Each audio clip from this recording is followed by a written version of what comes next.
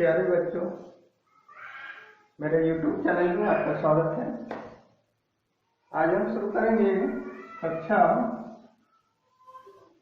10 का एक्सरसाइज 1.3 का question number 1, जिसमें हमको सिद्ध करना है √5 को। √5 का √5 एक अपरिमेय संख्या है। तो हमारा पहला क्वेश्चन है, सिद्ध कीजिए कि √5, इसको हिंदी में करनी बोलते हैं, करनी 5 एक अपरिमेय संख्या है।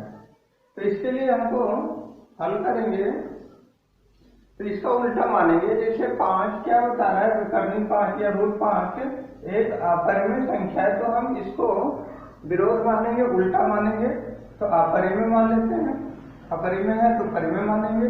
माना √5 एक परिमेय संख्या है। तो जब ये परिमेय संख्या है, तो जब √5 एक परिमेय संख्या है, तो जहां लिखेंगे तो परिमेय होता क्या है, P/Q के रूप में, जहां √5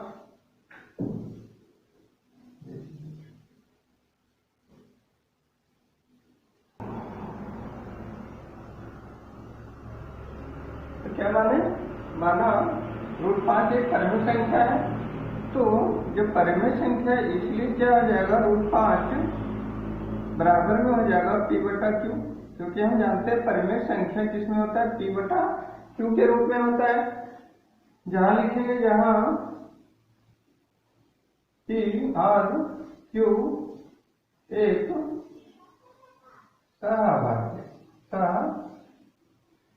अभाज्य संख्या, अभाज्य पूर्णांक है। अगर इसको हम पूर्णांक मान ले, कैसा पूर्णांक, सहअभाज्य पूर्णांक। अब सहअभाज्य समझते हैं, सहअभाज्य क्या है, तो सहअभाज्य वैसी संख्या है जिसका गुणनखंड या जिसका गुणनखंड एक हो और या स्वयं वही संख्या हो। ठीक है, जैसे अगर देखा जाए कि 2 और 5, तो 2 और 5 जो संख्या है वो क्या है, सहअभाज्य संख्या है, क्योंकि इसका और इसका अगर गुणनखंड देखा जाए, चारों गुणनखंड, तो 2 का गुणनखंड 2 या 1 होता है, 1 या 2 होता है। और 5 का देखा जाए तो 5 का भी गुणनखंड 1 और 5 होता है। तो ये जो संख्या है, ये सेम है दोनों में 1, तो ये दोनों संख्या क्या है, सहअभाज्य। तो सहअभाज्य संख्या किसको कहेंगे, जिसका गुणनखंड सिर्फ 1 हो। ठीक है, तो यहाँ P/Q के रूप में, तो P/Q क्या है, एक सहअभाज्य पूर्णांक है, जहां तथा क्या है, P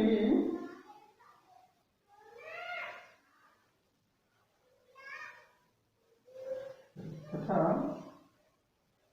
Q बराबर 0 नहीं। ठीक है, मतलब P पर पूर्णांक है, 0 भी Q बराबर 0 नहीं है। यानी इसको हम P/Q को एक सहअभाज्य पूर्णांक मानेंगे, P को भी और Q को भी। और ये हमारे पास Q बराबर 0 नहीं होना चाहिए।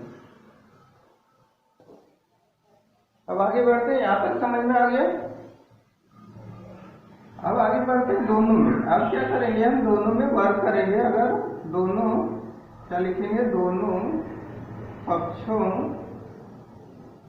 में वर्ग करने पर, तो जब वर्ग करते हैं तो यहाँ √5 का वर्ग हो जाएगा, बराबर में P/Q का भी वर्ग हो जाएगा। तो इसका क्या निकलेगा, 5। इसमें क्या हो जाएगा, P² हो जाएगा। अगर Q के संदर्भ में देखा जाए, तो यहाँ P बराबर क्या हो जाएगा, ये अगर Q टर्म में किया जाए तो Q बराबर, तो 5/Q बराबर Q स्क्वायर होगा बराबर P स्क्वायर। अगर Q स्क्वायर देखा जाए इसी में Q स्क्वायर, मतलब कि इसको अगर लिया जाए तो Q स्क्वायर बराबर क्या हो जाएगा, P स्क्वायर बटा 5। तो इसे जब देख सकते हैं यहाँ जब Q स्क्वायर है तो ये P स्क्वायर 5 से विभाज्य, ये जब बटा में है तो ये 5 से विभाज्य है या सभाज्य है। तो इसको चूंकि लिखेंगे, चूंकि P स्क्वायर 5 का एक गुणनखंड है, तो जब बटा में आया P ये तो 5 क्या है, 5 P स्क्वायर 5 से विभाज्य है। जब P स्क्वायर 5 से विभाज्य है तो हम क्या देखेंगे, तो P भी 5 से विभाज्य होगा, विभाज्य होगा। जैसा कि अगर देखा जाए नहीं समझ में आ रहा है तो देखा जाए कि यदि 25 है, 5 है, तो 5 का स्क्वायर अगर करेंगे तो 5 का स्क्वायर, इस तरह कोई भी संख्या ले सकते हैं। तो 5 का जब 5 का स्क्वायर 5 से विभाज्य है तो 5 भी क्या होगा, 5 से विभाज्य होगा, 5/5 भी होगा, 5 भी विभाज्य होगा। अतः हम लिख सकते हैं कि अगर 5 का P का स्क्वायर 5 से विभाज्य है तो P भी 5 से विभाज्य होगा। इसको हम समीकरण 1 ले लेते हैं, स्थिति 1। अब दूसरी स्थिति सर मिटा लेते हैं, नोट डाउन कर लीजिए।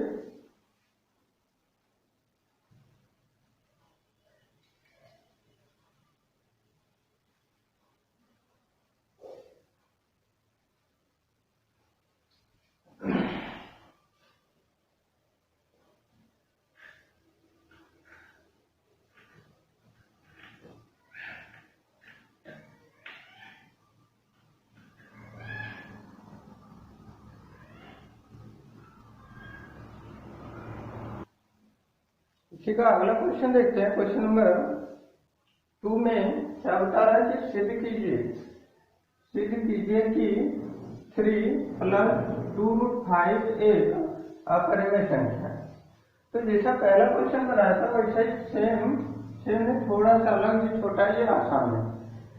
तो इसको भी मानेंगे, हल में मानना। तो इसको क्या मानते हैं, उल्टा। तो जब ये अपरिमेय है तो इसको हम परिमेय मान लेते हैं, माना 3 + 2√5 एक अपरिमेय। तो अपरिमेय है तो क्या मानेंगे, परिमेय संख्या मानेंगे, परिमेय संख्या है, ठीक है। तो जब ये परिमेय संख्या है तो क्या होगा, इसको हम लिख सकते हैं 3 + 2√5 बराबर में आ जाएगा P/Q। क्यों, क्योंकि हम जानते हैं परिमेय संख्या जो होता है वो P/Q के रूप में आता है। इसको हम इसके बराबर दिखा सकते हैं, जहां P और Q के संबंध में बताते हैं।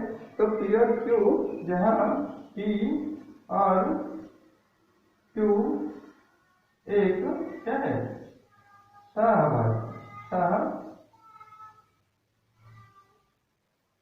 अभाज्य संख्या।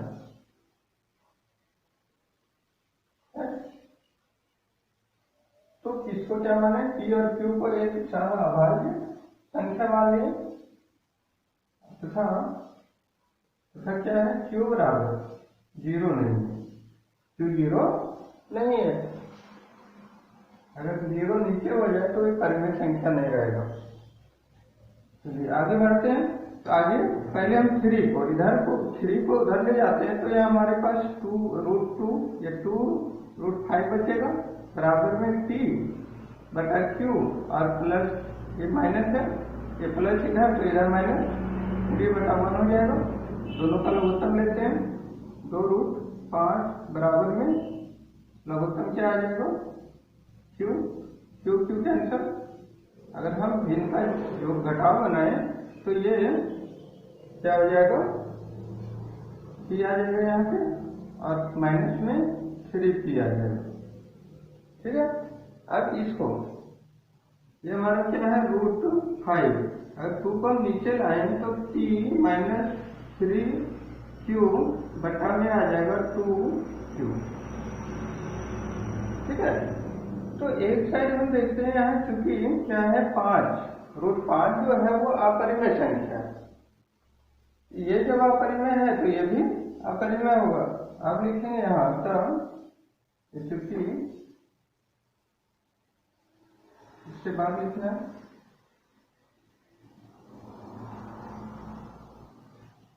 चूंकि √5 एक क्या है अपरिमेय संख्या, अपरिमेय संख्या है ना। तो √5 जानते क्या है, एक अपरिमेय संख्या है, तो ये भी क्या होगा एक अपरिमेय संख्या होगा, क्योंकि ये और ये दोनों बराबर है। तो यहाँ पे t माइनस 3q बटा 2q भी क्या होगा एक अपरिमेय संख्या होगा, अपरिमेय संख्या होगा, है ना। तो जब हम जान रहे √5 एक अपरिमेय संख्या तो वो भी एक अपरिमेय संख्या होगा। तो जब ये अपरिमेय और इसके बराबर ये है तो ये भी अपरिमेय, अतः हम लिख सकते हैं अतः क्या था क्वेश्चन हमारा 3 + 2√5 एक अपरिमेय संख्या, अपरिमेय संख्या ये लिख सकते हैं, या फिर यहाँ पे थोड़ा सा बढ़ सकते हैं, जो एक दूसरे का विरोधाभासी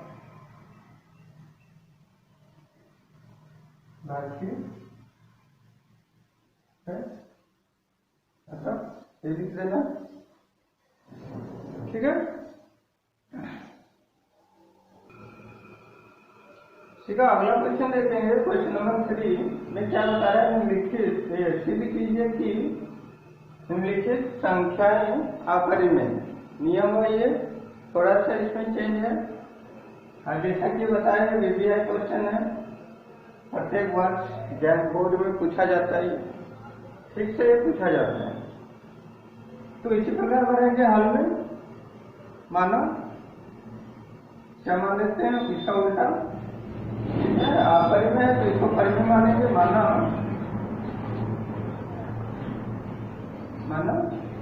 1/√2 एक परिमेय मानेंगे, परिमेय संख्या है।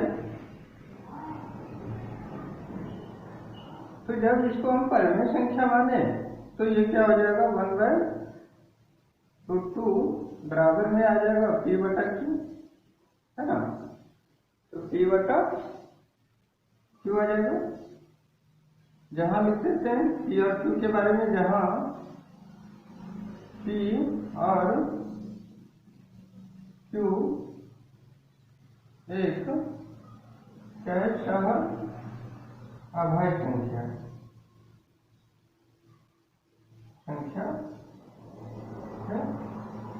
तथा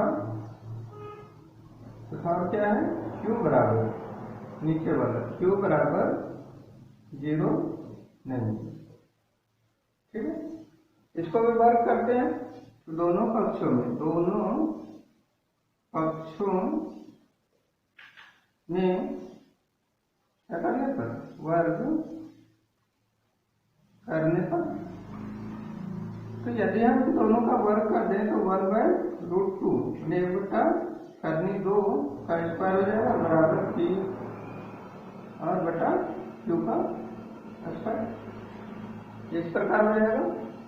इसमें कहा जाएगा 1/2 और इसमें आ जाएगा पी स्क्वायर बटा क्यू स्क्वायर। ठीक है, आगे बढ़ते हैं। इसको सीधा किया जाए तो पी स्क्वायर तो कैसे गुना होगा, क्यू स्क्वायर हो जाएगा बराबर किसका 2 पी स्क्वायर के बराबर। ठीक है, अगर पी स्क्वायर देखा जाए तो पी स्क्वायर बराबर क्यू स्क्वायर बटा 2 जो क्या है एक विभाज्य होता है। फिर से लिखेंगे चूंकि क्यू स्क्वायर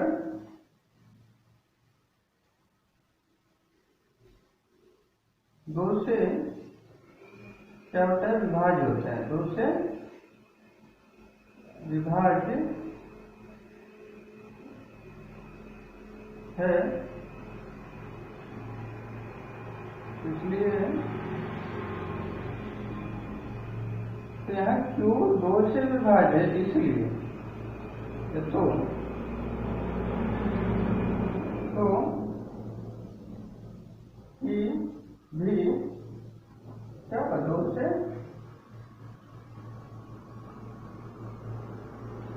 विभाज्य होगा। ठीक है, तो यहाँ क्यू स्क्वायर जो 2 से विभाज्य है तो क्यू भी 2 से क्या हो जाएगा, विभाज्य हो जाएगा।